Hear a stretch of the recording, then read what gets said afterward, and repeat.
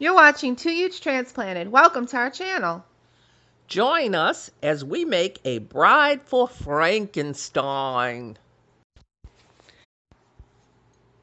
Here's everything we used to make this project. You will need a foam board from the Dollar Tree, white rickrack, a cutting tool, fine bristle paintbrush for face details, a foam brush to paint everything else, a ruler, golden red Sharpie, black, white, and lime green paint. We did not have lime green paint, so we mixed emerald green and golden yellow till we achieved the color we wanted.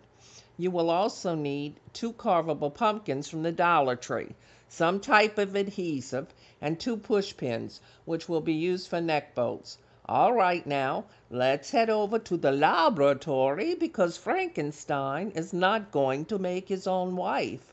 So let's get started, shall we?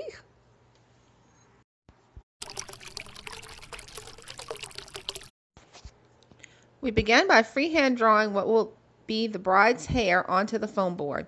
We started by measuring our carvable pumpkin, which measured 5 inches wide. You will want to keep the base of the foam board hair no less and no more than 5 inches.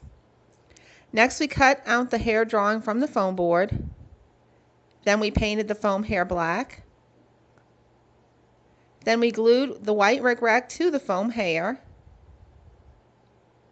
We cut a pair of lips out of the foam board and colored them with the red Sharpie. And then we colored 2 push pins with a gold Sharpie. Next, we cut a slit the thickness of the foam board across the top of one of the pumpkins. We then painted that pumpkin half lime green and half black. Then we moved on to the second pumpkin, which we gave it 2 coats of white paint. And then we glued the foam hair into the slit that we carved in the top of the pumpkin. We added a tiny piece of rickrack on the top of the pumpkin to complete her lightning bolt hair.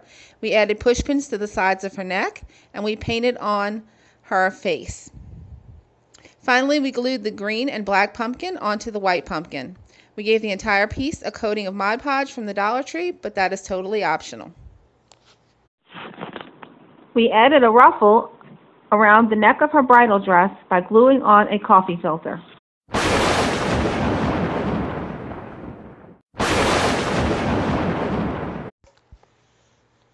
All right, so here is the finished Bride of Frankenstein. We think she came out whimsical and wonderful, and we are so pleased with this DIY.